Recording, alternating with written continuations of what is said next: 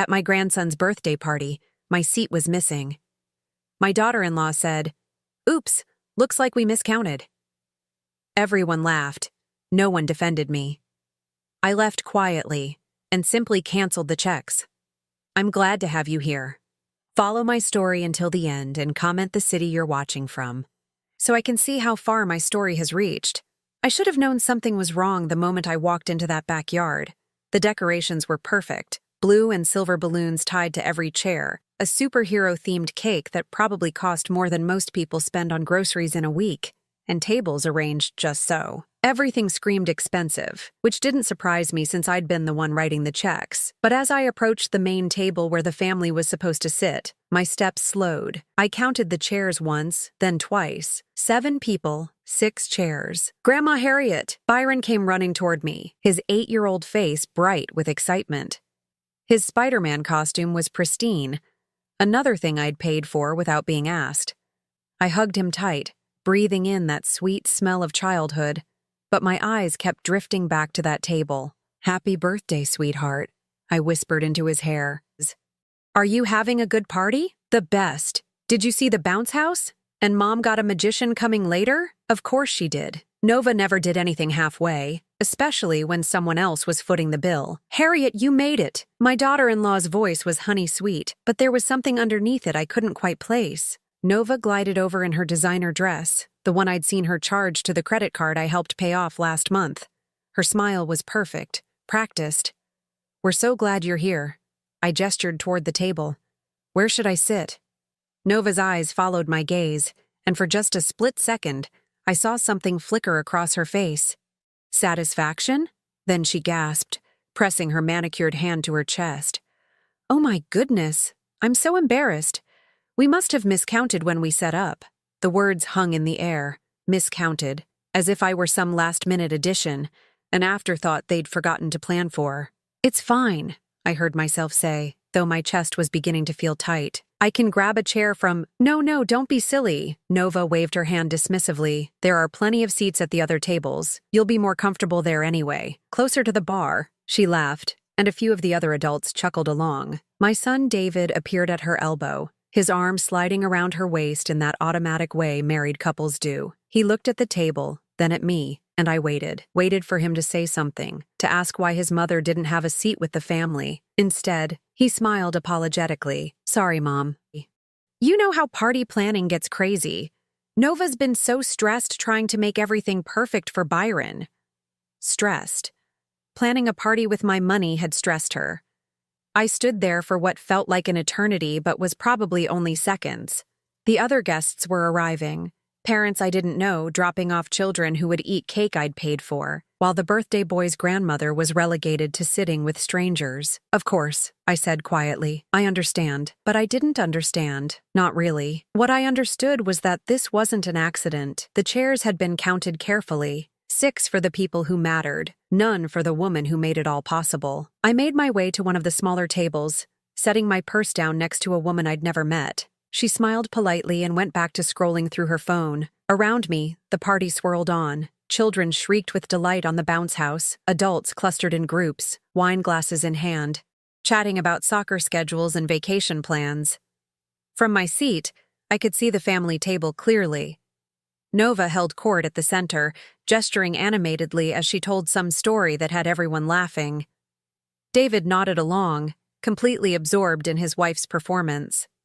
Byron sat between them, happy and oblivious, the little prince of this carefully orchestrated kingdom.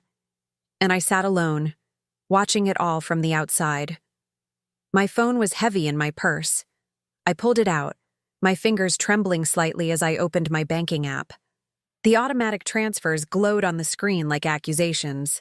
Mortgage payment, car payments, Byron's school tuition, Nova's credit card, payment after payment, month after month, year after year. All this time I'd thought I was helping. I thought I was being a good mother, a good grandmother.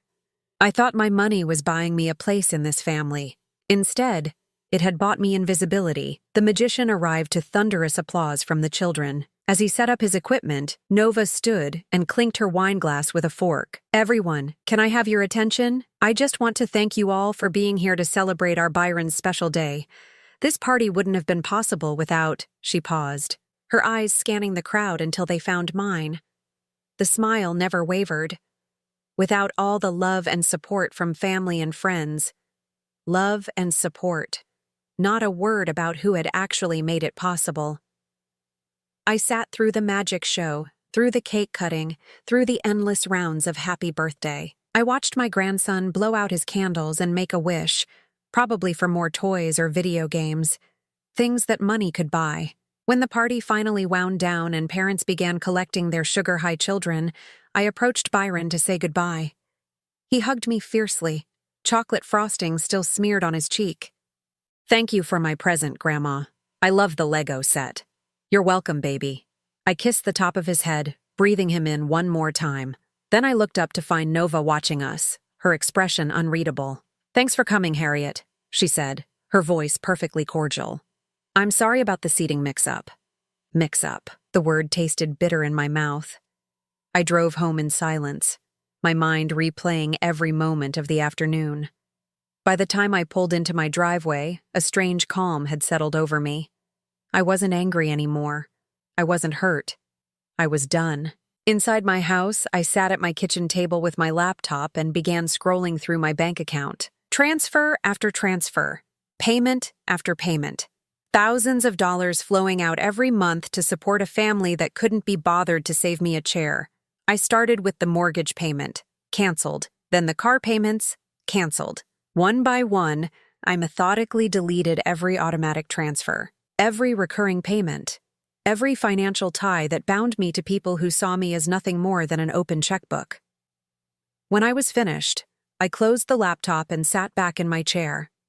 Tomorrow, they would start to understand exactly what my love and support had been worth. And for the first time in years, I smiled. 3 days passed before the first call came. I was watering my small garden when my phone buzzed with David's name on the screen. I let it ring through to voicemail, then went back to my tomatoes. They, at least, appreciated the care I gave them. But the calls kept coming. David. Nova. Even Byron's school, probably wondering why the tuition payment was late. I ignored them all, and instead spent the evening with a bottle of wine and a calculator, doing something I should have done years ago, adding up exactly how much my family love had cost me. The numbers were staggering. It started small, the way these things always do. When David and Nova first got married 15 years ago, they were young and struggling. "Just help with the wedding," David had said. "Just the deposit on the house. Just until we get on our feet." 15 years later, they were still on my feet. Mortgage payment, $2,847 per month. I'd been paying it for 8 years. Ever since David's contracting business had hit a rough patch that never seemed to end. Nova's car payment, $651 per month for that luxury SUV she insisted she needed for safety when Byron was born. David's truck payment, $492 per month, because apparently contractors needed vehicles that cost more than some people's houses. Byron's private school tuition, $200 per month, because public school wasn't good enough for Nova's precious son.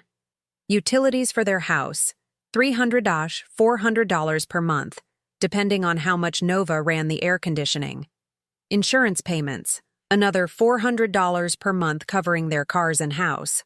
Groceries. Nova had gotten into the habit of texting me photos of her grocery receipts, always with some excuse about unexpected expenses, usually $800 to $1,000 per month. Credit card payments. This was the one that really made my hands shake.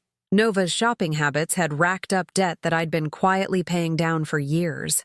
Another $1,500 per month. Minimum payments on balances that never seemed to shrink because she kept spending. Vacations. The family trips to Disney World. The beach house rentals. The weekend getaways that Nova posted about constantly on social media. Always so grateful for family who support our adventures. Another $500 to $800 per month when averaged over the year. Medical expenses. Byron's orthodontist, Nova's dermatology appointments, David's physical therapy after he threw out his back-moving furniture instead of hiring movers. Whatever their insurance didn't cover, I did. Clothing. Nova's professional wardrobe for her part-time job at a boutique. Byron's constant need for new shoes and sports equipment. David's work clothes, more money flowing out every month. Home repairs and improvements. The new kitchen Nova had insisted they needed. The bathroom renovation. The landscaping. The pool maintenance. "It's an investment in the house, Mom," David would say, as if I'd ever see a penny of that investment back. When I finally reached the bottom of my calculations, I stared at the number until my eyes watered.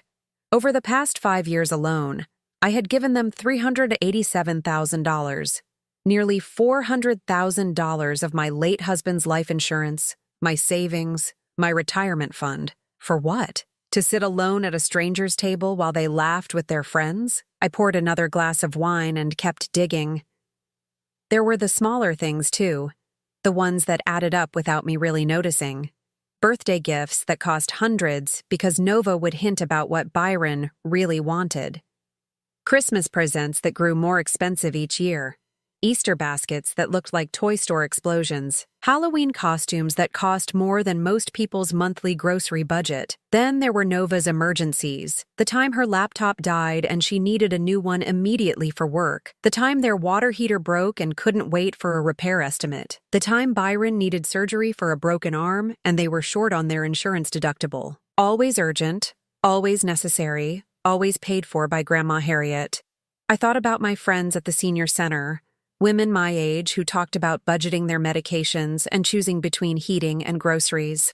Meanwhile, I'd been funding a lifestyle that most people half my age couldn't afford, for people who couldn't even ensure I had a place to sit at their table. The really bitter part was how they'd made me complicit in my own exploitation. Nova was brilliant at making her requests sound like favors to me. "I know how much you love spoiling Byron," she'd say when hinting about some expensive toy or experience. "We just want to make sure he knows how generous his grandmother is." Or when she needed money for herself, "I saw this dress that would be perfect for Byron's school play, but it's a little out of our budget right now. You probably think I'm silly for caring so much about how I look, but I want Byron to be proud of his mom." She'd made me feel like the generous grandmother, the woman who could afford to help, the family member who loved them all so much she wanted to share her good fortune. What I really was, I now realized, was an ATM with feelings. David had been just as manipulative, but in a different way. He played the struggling son card, the man trying to provide for his family despite economic hardships that somehow never ended. "I hate asking, Mom," he'd say. "But Byron's counting on this vacation, and Nova's been working so hard." As if I were the solution to problems they'd created themselves. The worst part was that I'd bought into it all. I'd felt useful, needed, important. Every payment had felt like love, like I was taking care of my family the way a good mother and grandmother should. I'd even felt proud when Nova posted photos of their beautiful home, their happy family, their perfect life. "Look what love can build," I'd think to myself. What I'd built was a prison of my own generosity. My phone buzzed again. Another call from David. This time, I answered. "Mom, what the hell is going on?" The mortgage payment bounced, and Nova's car got repossessed this morning. His voice was frantic, angry, accusing, not worried about me, not wondering if I was okay, just angry that the money had stopped flowing. "Hello, David," I said calmly. "How are you?" "How am I? Mom, we're in crisis mode here. The bank called about the mortgage, the school wants Byron's tuition, and Nova's crying because they took her car right out of the grocery store parking lot. What happened to the transfers?" I took a sip of wine, looking out at my garden where the evening light was turning everything golden. "I canceled them." Silence. "Then, you canceled them? What do you mean you canceled them?" "I mean, I went into my bank account and stopped all the automatic payments. It's quite simple, really. But you can't just do that.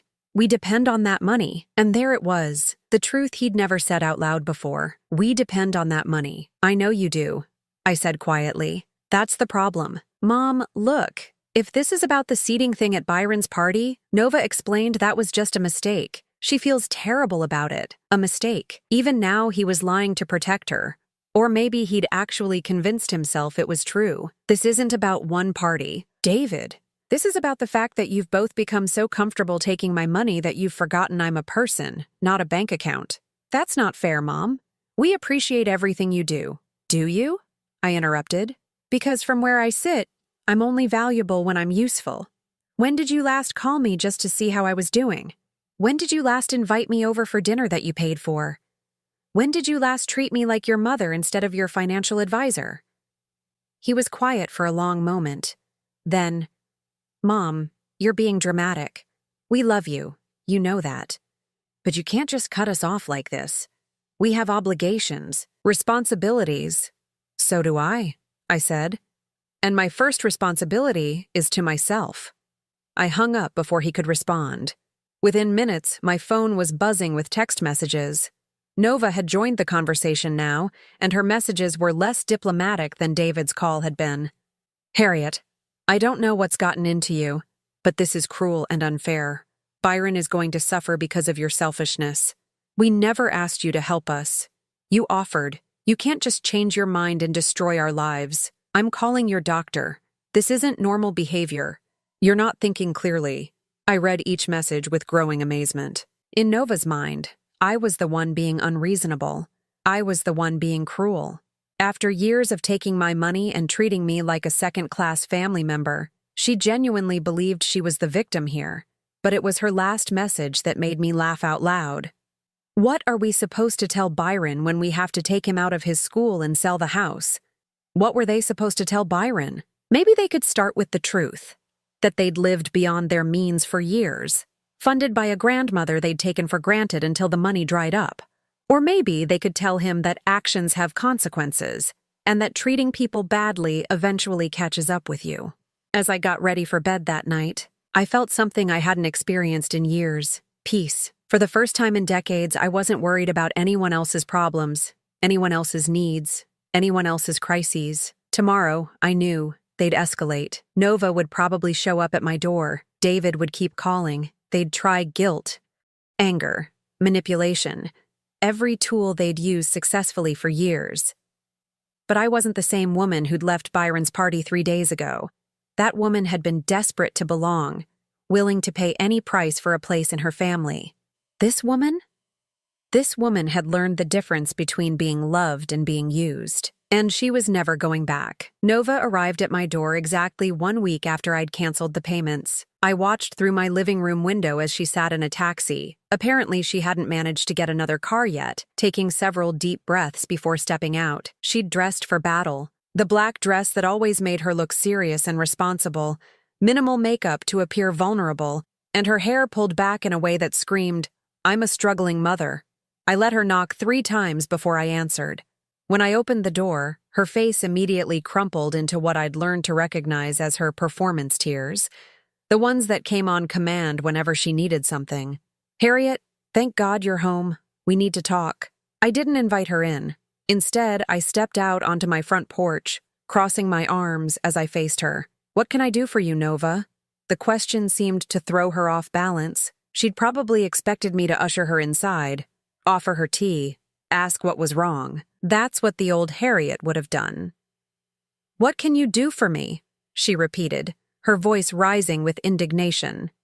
"Harriet, you're destroying our family. Byron cried himself to sleep last night because we had to tell him he might have to change schools. Is that what you wanted? To hurt an innocent child?" There it was, the Byron card.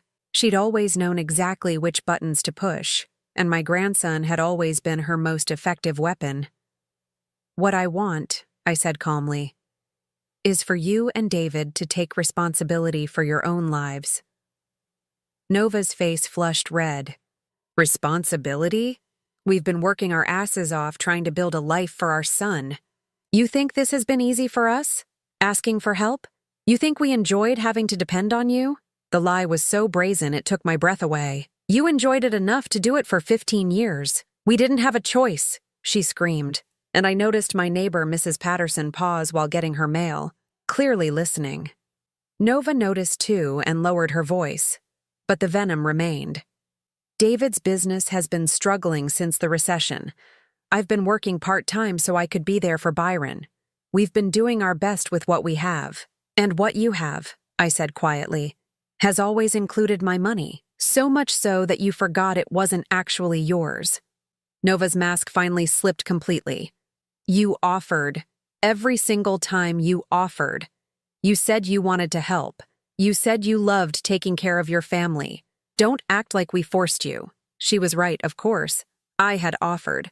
But what she conveniently forgot was how those offers had come about. The hints, the sighs, the carefully crafted stories about Byron's disappointments or their struggles. The way she'd made me feel selfish if I didn't immediately solve their problems with my checkbook. You're right, I said. And for a moment she looked relieved. I did offer. And now I'm unoffering. Her face went white. You can't do this to us. We have obligations, contracts. The mortgage company doesn't care about your hurt feelings, Harriet.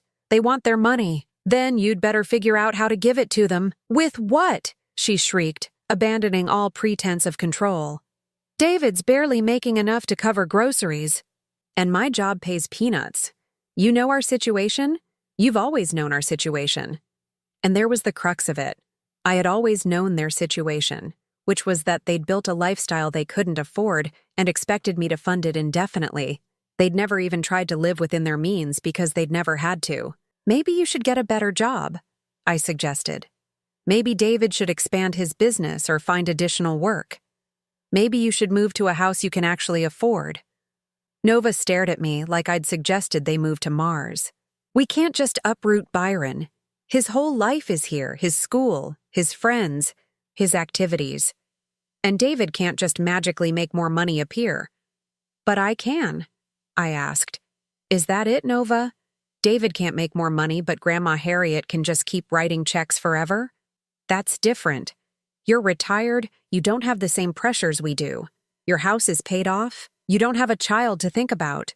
I have a grandson to think about, I interrupted. And what I think about is what kind of man he's going to become if he grows up watching his parents take advantage of an elderly woman and call it love. The words hit her like a physical blow. For a moment, she was speechless. Then the tears started again, but these looked real. How can you say that? We love you, Harriet. Byron adores you. You're his grandmother. And yet you didn't save me a seat at his birthday party. She flinched. That was a mistake. I told you we miscounted. Stop. My voice was sharper than I'd intended. Stop lying to me, Nova. Stop lying to yourself. You didn't miscount anything. You deliberately excluded me because you've gotten so comfortable seeing me as a wallet that you forgot I'm a person. We stared at each other across the chasm that had opened between us. I could see her calculating, trying to figure out what approach might work. The tears weren't effective. Anger had backfired. Guilt wasn't landing. What was left? Fine, she said finally, her voice cold. You want to play hardball? Let's play hardball. You cut us off, and you'll lose Byron. You'll lose your son. You'll lose your whole family. Harriet, is your pride really worth more than that? The threat hung in the air between us like a loaded gun. She was betting that my love for Byron would override everything else, that I'd cave rather than risk losing access to my grandson. 6 months ago, she would have been right. If loving Byron means funding your lifestyle, I said quietly, then maybe I need to love him from a distance until he's old enough to understand the difference. Nova's mouth fell open.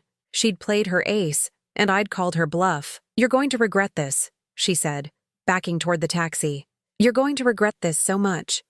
When you're sitting alone in this house with no family, no grandson, no one who cares about you, remember that you chose this. I watched her get into the taxi and drive away, my heart hammering against my ribs. The threat she'd made wasn't empty. She absolutely would try to keep Byron away from me. David would go along with it because he always went along with whatever Nova wanted. But as I stood there on my porch, something unexpected happened. Instead of the crushing fear I'd expected to feel, I felt relief, because Nova had finally shown me who she really was and who David had chosen to become by extension. They weren't my family. They were people who'd been using me. And when I stopped being useful, they'd shown their true colors immediately. Real family doesn't threaten you with exile for setting boundaries. Real family doesn't punish you for refusing to bankrupt yourself for their comfort. That evening, David called. His voice was tired, defeated in a way I'd never heard before. "Mom, please. Nova told me about your conversation today. She's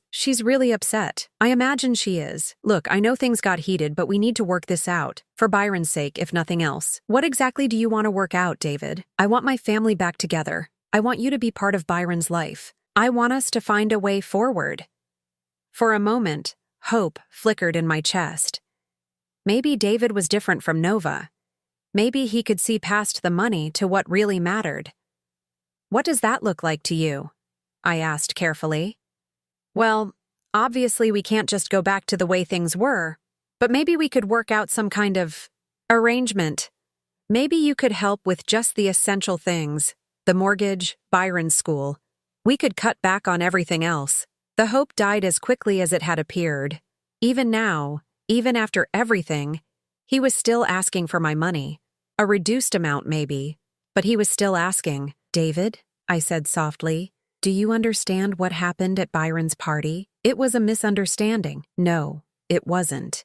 Your wife deliberately humiliated me in front of a room full of people, and you stood there and let her do it. After 15 years of paying for your life, I wasn't even worth a chair at the family table." Silence stretched between us. When he finally spoke, his voice was barely a whisper. "I'm sorry, Mom. I should have said something. I should have defended you." "Yes," I said, "you should have, but you didn't. And that tells me everything I need to know about where I stand in your priorities." "But we can fix this. We can make it right. With my money." "Mom, that's not—" He stopped, catching himself.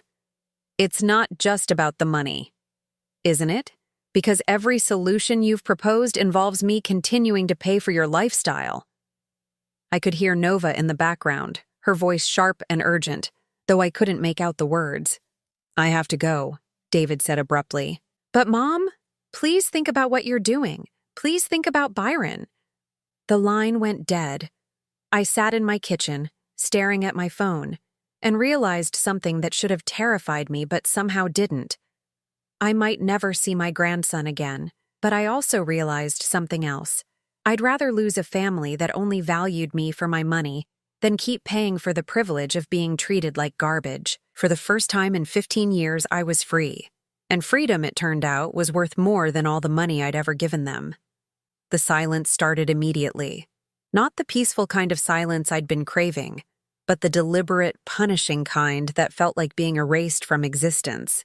My phone, which used to buzz constantly with requests and demands disguised as family communication, went completely quiet. No good morning texts from David, no photos of Byron from Nova, no calls asking for advice that was really asking for money, nothing. I told myself this was what I wanted. I'd bought my freedom, and silence was the price. But as the days stretched into weeks, the quiet began to feel less like peace and more like punishment. 2 weeks after Nova's visit, I was at the grocery store when I ran into Janet Morrison, Byron's former babysitter. She'd known our family for years, had probably made more money from me than her actual employers since I always paid her extra to take good care of my grandson. "Mrs. Holloway," she called out from the cereal aisle.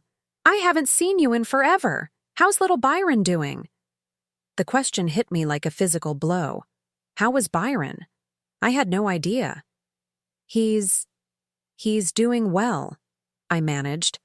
Janet's face lit up. "I heard about the school situation. That must be so hard on all of you. But at least you'll get to see more of him now, right? Silver lining and all that." My blood ran cold. "School situation?" "Oh, having to transfer to public school. Nova mentioned it when she called to see if I could help with after-school care. She said it was just temporary while you all figured things out financially." Janet's expression suddenly shifted as she registered my confusion. Oh no, you didn't know?" I managed to excuse myself and fled to my car, hands shaking as I started the engine. They'd really done it. They'd taken Byron out of his school, the school I'd been paying for, the school he loved, and I was learning about it from a teenager in the cereal aisle. That evening, I did something I hadn't done in 3 weeks. I drove by their house. What I saw made my chest tight with grief. The for sale sign on the front lawn was bad enough, but it was the details that broke my heart. Nova's flower boxes, once overflowing with expensive annuals, were brown and dead. The lawn, usually maintained by a service I'd paid for, was overgrown and patchy. David's truck wasn't in the driveway, probably repossessed like Nova's car, but worst of all was Byron. I could see him through the living room window, sitting alone on the floor in front of the television. The room looked wrong somehow, emptier. They must have sold furniture. I sat in my car across the street, watching my grandson's small figure, and felt like the worst person in the world. This was my fault. I'd done this to him. My phone buzzed with a Facebook notification, something I rarely checked anymore. But tonight, for some reason, I opened it. Nova had posted a photo of Byron at what looked like a school carnival. He was smiling, but it was a forced smile, the kind children learn to wear when adults ask them to pose. The caption made my stomach churn. Byron being brave at his new school's fall festival. Some changes are hard, but we're grateful for the fresh start and the people who truly care about our family. Blessed. New beginnings. Real family. The comments below were a mix of support and curiosity. "What happened?" asked one friend. "Why did you switch schools?" Nova's response was swift and pointed. "Sometimes you find out who your real family is. We're learning to depend on ourselves and the people who actually love us unconditionally." The implication was clear. I was the conditional one. I was the one who'd abandoned them. In Nova's version of events, I was the villain who'd pulled support from an innocent family struggling to make ends meet. I scrolled through more posts, each one a carefully crafted narrative of their hardship. Photos of Byron helping to pack boxes, captioned with something about teaching him the value of hard work. A picture of Nova at what looked like a diner, wearing a uniform. New job, new adventures. Sometimes life takes you in directions you never expected, but we're grateful for every blessing. She'd gotten a job. An actual, full-time job from the looks of it. David appeared in some photos too, looking thinner and more tired than I'd ever seen him, but working. Building a deck, painting a house, doing actual manual labor instead of the sporadic contracting work he'd done when he knew my money would cover any gaps. Part of me felt proud of them for finally taking responsibility for their lives. But a larger part felt sick watching how they'd turned their newfound work ethic into a martyrdom narrative, with me cast as the cruel grandmother who'd abandoned her family in their hour of need. The worst part was seeing Byron in these posts. Not many of them included him. Nova was too smart to exploit her son's sadness for social media points. But when he did appear, he looked smaller somehow. Quieter. In one photo, he was sitting in what was clearly a much smaller, shabbier living room, reading a library book instead of playing with the expensive toys that had once cluttered their house. I wanted to call him, to hear his voice, to tell him that Grandma missed him and loved him. But Nova had made it clear that contact would only happen on her terms, and her terms seemed to be never. 3 weeks after the Facebook discovery, I was watering my garden when Mrs. Patterson from next door called over the fence. "Harriet, dear, are you all right? I've been worried about you." I looked up, surprised. Mrs. Patterson and I had been neighbors for 5 years, but we'd never been particularly close. "I'm fine, thank you. It's just, well, I haven't seen your family around lately.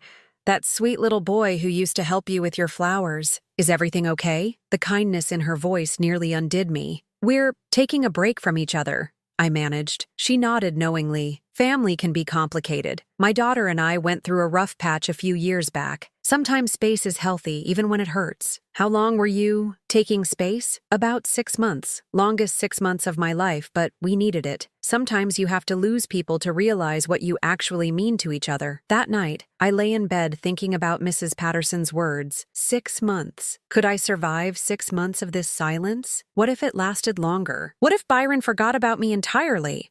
But then I thought about that birthday party. About sitting alone while Nova held court at the family table. I thought about 15 years of payments, 15 years of being taken for granted, 15 years of being valued only for what I could provide. Maybe some losses were worth the pain. The next morning brought an unexpected visitor. Through my peephole, I saw a woman I didn't recognize. Middle-aged, professionally dressed, with a kind but serious expression. "Mrs. Holloway? My name is Sarah Chen. I'm a social worker with Child Protective Services." My blood turned to ice. I opened the door with trembling hands. "Is Byron okay?" "Byron is fine," she assured me quickly. "May I come in? I'd like to ask you a few questions." We sat in my living room, and Sarah pulled out a small notebook. "We received a report expressing concern about a child's welfare. The caller suggested that a family member might be withholding financial support that's necessary for the child's well-being." I stared at her. "Someone called CPS because I stopped giving my son money?" Sarah's expression remained neutral. "Can you tell me about your relationship with your grandson and his parents?" I took a deep breath and told her everything. The years of payments, the birthday party humiliation, the threats and manipulation. Sarah listened without judgment, taking occasional notes. "Mrs. Holloway," she said when I finished, "you're not legally obligated to provide financial support for your adult son's family. The caller seems to have misunderstood how these things work. But Byron is suffering because of my decision. Is he being fed, clothed, and housed? Yes, but not the way he was before. Then he's not suffering, he's adjusting. There's a difference." Sarah closed her notebook. "Children are remarkably resilient, often more resilient than the adults who worry about them." After she left, I sat alone with her words. Byron was resilient. He was adjusting. Maybe this was exactly what he needed to see, that life doesn't revolve around money, that families don't exist to support each other financially, that love isn't something you buy. That evening, I made a decision. I wrote a letter to Byron, not to be sent now, but to be kept for when he was older. In it, I explained everything. Why I'd made the choices I made, how much I loved him, and how I hoped someday he'd understand. I sealed it in an envelope with his name on it and put it in my jewelry box next to my late husband's wedding ring. Someday, when Byron was old enough to make his own decisions about our relationship, he'd have the whole story. Until then, I would wait, and I would try to learn something I'd never been good at, how to love someone without trying to fix everything for them. The silence continued, but it felt different now, less like punishment and more like preparation. I was learning who I was when I wasn't defined by my usefulness to others. It was harder than I'd expected, but also more freeing than I'd dared to hope. The truth came from the most unexpected source, Marie Hendricks, Nova's former best friend. I hadn't spoken to Marie in over 2 years, not since she and Nova had their falling out over something I'd never fully understood. So when she called me on a Tuesday afternoon 4 months after my family had cut me off, I almost didn't answer. "Harriet, it's Marie. I hope you don't mind me calling, but I think there's something you need to know." Her voice was hesitant, nervous. "We made plans to meet at a coffee shop downtown, somewhere neutral where we wouldn't risk running into anyone from our old social circle." Marie looked older than I remembered, tired in a way that went deeper than physical exhaustion. She ordered her coffee black and got straight to the point. "I heard about what happened with you and Nova, about the money situation." I tensed, expecting another lecture about family loyalty or how I was hurting Byron. "What about it?" "She's been telling people you had some kind of breakdown, that you became paranoid and started imagining slights that weren't there." Marie wrapped her hands around her coffee cup like she was trying to warm herself. "But I know that's not true, because I know what she really thought about you." My heart started beating faster. "What do you mean?" Marie took a deep breath. "Remember when we used to have those monthly dinners? The girls' nights when our husbands would watch the kids?" I nodded. Those dinners had stopped around the time Marie and Nova's friendship ended. "Nova used to talk about you. A lot. And not—" Marie's voice trailed off. Then she forced herself to continue. "Not the way a daughter-in-law should talk about her husband's mother." The coffee shop suddenly felt too hot, too crowded. "What did she say?" "She called you her personal ATM. She used to laugh about how easy it was to get money out of you. She'd plan out these elaborate stories about Byron needing something or David's business struggling, and she'd practice her delivery on us." Each word hit me like a physical blow. "Practice her delivery?" "She said the key was making you think you were being generous instead of being used. She'd talk about what buttons to push, your guilt about not being around enough when David was little, your fear of missing out on Byron's childhood, your worry about being seen as stingy.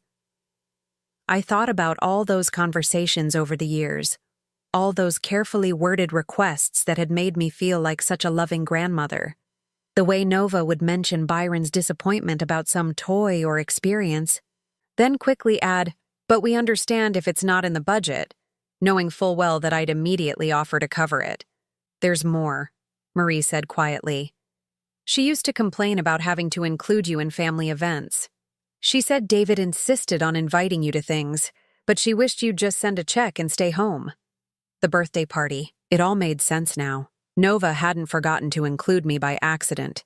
She'd been working up to excluding me for years. "Why didn't you tell me this before?" I asked, though I wasn't sure I wanted to hear the answer. Marie's eyes filled with tears. "Because I was just as bad. I was jealous of how much help you gave them. My mother-in-law was nothing like you, and I used to think Nova was so lucky.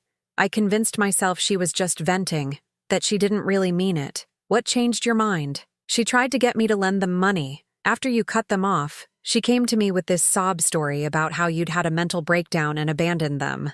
She wanted $5,000 to help with Byron's school fees." Marie laughed bitterly. "When I said I didn't have that kind of money, she suggested I could take out a credit card cash advance. That's when I realized she really would use anyone." I sat there processing this information, feeling sick and validated at the same time. Sick because the woman I'd treated like a daughter had been laughing at me behind my back for years. Validated because my instincts about the birthday party had been right. It wasn't an accident or a misunderstanding. It was deliberate cruelty. "There's something else," Marie said. "About David." I braced myself. He knew. About what Nova said. About how she really felt about you. He was there for most of those dinners. The last piece of my heart that had been holding out hope for my son crumbled. It was one thing to be weak, to be manipulated by a controlling wife. It was another thing entirely to sit there while that wife mocked and planned to exploit his own mother. "He never said anything," I whispered. "He laughed, Harriet. He thought it was funny how good Nova was at managing you." I excused myself and went to the bathroom, where I promptly threw up. When I came back, Marie was crying. "I'm so sorry," she said. "I should have told you years ago. I should have been a better friend." I sat down heavily, feeling like I'd aged a decade in the span of an hour. "Thank you for telling me now. For what it's worth, I think you did the right thing. Cutting them off, I mean. Maybe they'll learn something from having to take care of themselves." But as I drove home, I wasn't thinking about whether David and Nova would learn anything. I was thinking about Byron and whether he was learning the wrong lessons about family, about love, about what people owed each other. That evening, I did something I hadn't done since this whole mess started. I drove by their old house. The new owners had already moved in, and the place looked completely different. The dead flower boxes were gone, replaced with simple, tasteful landscaping. Children's bicycles sat in the driveway. A different family was making different memories there. I found myself wondering where David and Nova were living now, what Byron's new school was like, whether he missed his old life or was adapting the way children do. Part of me wanted to find out, to drive around until I spotted David's truck or saw Nova's new car. But what would be the point? Instead, I went home and pulled out the letter I'd written to Byron months earlier. I read it again, then added a new paragraph. "Your parents made choices, Byron, and so did I. I chose to stop letting them take advantage of me, even though I knew it would hurt you in the short term. I hope someday you'll understand that enabling someone isn't the same as loving them, and that the hardest thing about real love is sometimes knowing when to step back and let people face the consequences of their own decisions." I sealed the letter again and put it back in my jewelry box. Then I sat down with a glass of wine and really thought about my life for the first time in years. Who was I when I wasn't defined by my usefulness to David and Nova? What did I actually want to do with my time, my money, my energy? The answers came slowly, but they came. I wanted to travel to places I'd always put off visiting because family obligations came first. I wanted to take art classes, something I'd loved in college but abandoned when life got complicated. I wanted to volunteer somewhere that actually appreciated my help instead of taking it for granted. I wanted to build a life that was mine, not an extension of someone else's needs and wants. The revelation of Nova's true feelings had hurt, but it had also freed me from any lingering guilt about my decision. I hadn't abandoned my family. I'd stopped enabling people who saw me as nothing more than a source of funding. There was a difference, and for the first time since that birthday party, I felt truly at peace with my choice. The silence from David and Nova continued, but it no longer felt like punishment. It felt like freedom. And freedom, I was learning, was worth more than all the gratitude money could buy. 1 year later, I was in my kitchen making tea when the doorbell rang. Through the window, I saw a figure I didn't immediately recognize.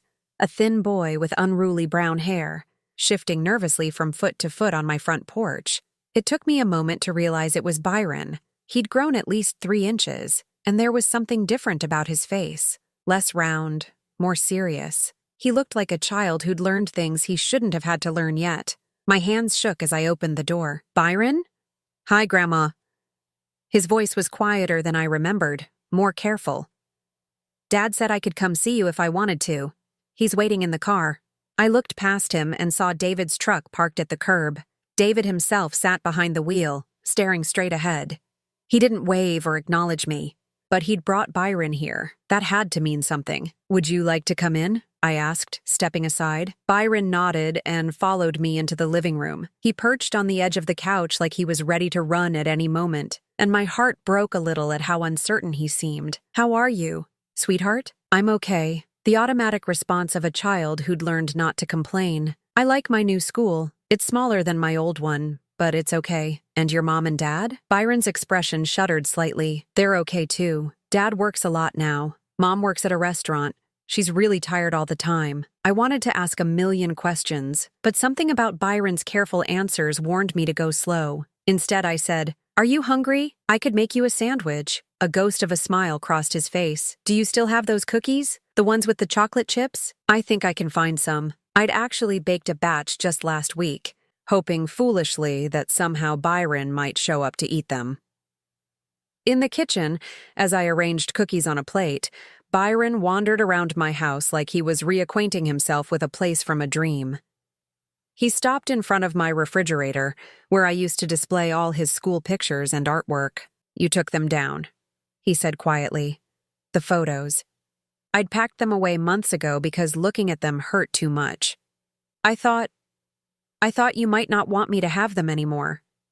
Byron considered this with the gravity of someone much older than 9. "Can I see them?" I retrieved the box from my bedroom closet and spread the pictures across my kitchen table. Byron studied them intently, picking up a drawing he'd made in first grade of our family, stick figures holding hands under a bright yellow sun. "I remember making this," he said. "You put it on your refrigerator right away. It was beautiful. It still is."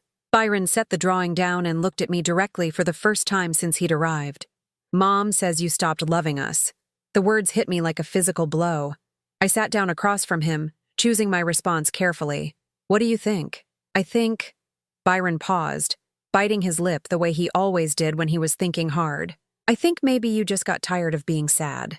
The wisdom in his simple statement took my breath away. "What makes you think I was sad?" "You always looked sad at our house, even when you were smiling, like when you gave me presents or came to my games. You looked happy, but also sad underneath." I had to swallow hard before I could speak. "You're very observant. Mom and Dad used to fight about you sometimes. After you left, Dad said Mom was mean to you, and Mom said you were mean first. But I don't think you're mean, Grandma. What do you think?" Byron picked up a cookie and took a small bite, clearly organizing his thoughts. "I think grown-ups make things too complicated. I missed you, but Mom said you didn't want to see me anymore because you were mad at her and Dad." "That's not true." "Byron, I wanted to see you every single day. Then why didn't you call me?" The question I'd been dreading. How do you explain to a 9-year-old that his parents had used him as a weapon? That love sometimes means stepping back instead of fighting? Because I thought it might make things harder for you. Sometimes adults have to make decisions that don't feel good but might be better in the long run. Byron nodded solemnly. "Like when you made Dad get a real job?" The comment caught me off guard. "What do you mean?" "Dad works really hard now. He gets up early and comes home tired, but he's, I don't know, different. Less worried all the time. And Mom, too. She complains about her job, but she seems prouder than before. I studied my grandson's face, seeing maturity there that hadn't existed a year ago. Are you proud of them? Yeah, Byron said without hesitation. It was scary at first when we had to move and change schools and everything. But now it feels more real, I guess. Like we're doing it ourselves instead of… He trailed off. Instead of what? Instead of pretending. The word hung in the air between us. This child had understood something that had taken me years to figure out, that the life I'd been funding wasn't real.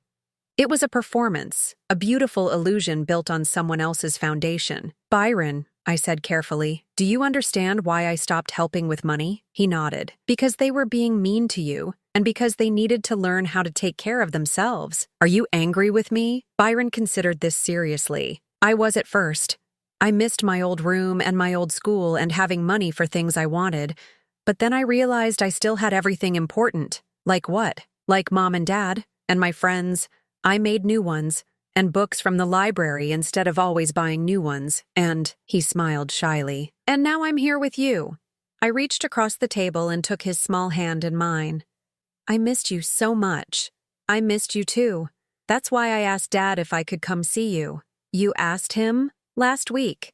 I told him I understood why you were upset, and that I wanted to see if you still loved me. The simple honesty of it brought tears to my eyes. What did he say? He said he'd been wanting to bring me for a while, but he was scared you'd be mad at him. Byron squeezed my hand. Are you mad at him? I looked out the window at David's truck, where my son sat waiting for his child to finish visiting the grandmother he'd helped alienate. I'm sad about some things that happened, but I love your dad, and I love you. What about Mom? The harder question. I hope your mom is learning to be happy with the life she and your dad are building together. Byron seemed to accept this diplomatic non-answer. We spent the next hour looking through photo albums and talking about his new school, his new friends, his new life. He told me about helping his dad with work projects on weekends, about his mom teaching him to cook simple meals, about feeling proud when his teacher complimented his improved math skills. The boy who'd once had everything handed to him was discovering the satisfaction of earning things himself. When it was time to go, Byron hugged me tight. Can I come see you again? Anytime you want to, but you should ask your parents first. I will. He pulled back and looked at me seriously. Grandma? I think what you did was brave. What do you mean? You stopped pretending too. That's brave. As I watched David's truck pull away, Byron waving from the passenger window, I felt something I hadn't experienced in years. Complete peace. Not the fragile peace that depends on everything going your way, but the deep, lasting peace that comes from living authentically. I'd lost a son and daughter-in-law who only valued me for my money, but I'd found myself again, and apparently, I hadn't lost my grandson after all. Byron had found his way back to me on his own terms, with his own understanding of what had happened. 6 months after Byron's first visit, he started coming over every other Saturday. David would drop him off and pick him up, and gradually, those exchanges became less tense. We never discussed the past directly, but I could see in David's eyes a grudging respect for the choice I'd made. Nova never came with them, and I was fine with that. Some relationships can't be repaired, and trying to force reconciliation often makes things worse. But Byron and I rebuilt our relationship slowly, on a foundation of honesty instead of obligation. I taught him to garden and cook and manage money responsibly. He taught me that love doesn't require funding, and that sometimes the greatest gift you can give someone is the opportunity to discover their own strength. On my 70th birthday, Byron gave me a card he'd made himself. Inside, in his careful handwriting, were the words, "Thank you for teaching me that real love doesn't cost anything." I kept that card next to the letter I'd written him during our separation, the letter I'd never had to give him because he'd figured out the truth all by himself. That night, I sat on my back porch with a glass of wine, listening to the sounds of my neighbors living their lives. Mrs. Patterson called over the fence to ask how my birthday had been. A young family down the street was having a barbecue, their laughter drifting through the evening air. I was alone, but I wasn't lonely. I was free, but I wasn't isolated. I had learned the difference between being loved and being used, and I had chosen love, even when it meant losing people who couldn't tell the difference. The woman who'd sat silently at that birthday party, too afraid to demand the respect she deserved, was gone. In her place was someone stronger, someone who understood that you can't buy your way into a family that truly loves you, because a family that truly loves you would never make you try. Now I'm curious about you who listened to my story. What would you do if you were in my place? Have you ever been through something similar? Comment below, and meanwhile I'm leaving on the final screen 2 other stories that are channel favorites, and they will definitely surprise you. Thank you for watching until here.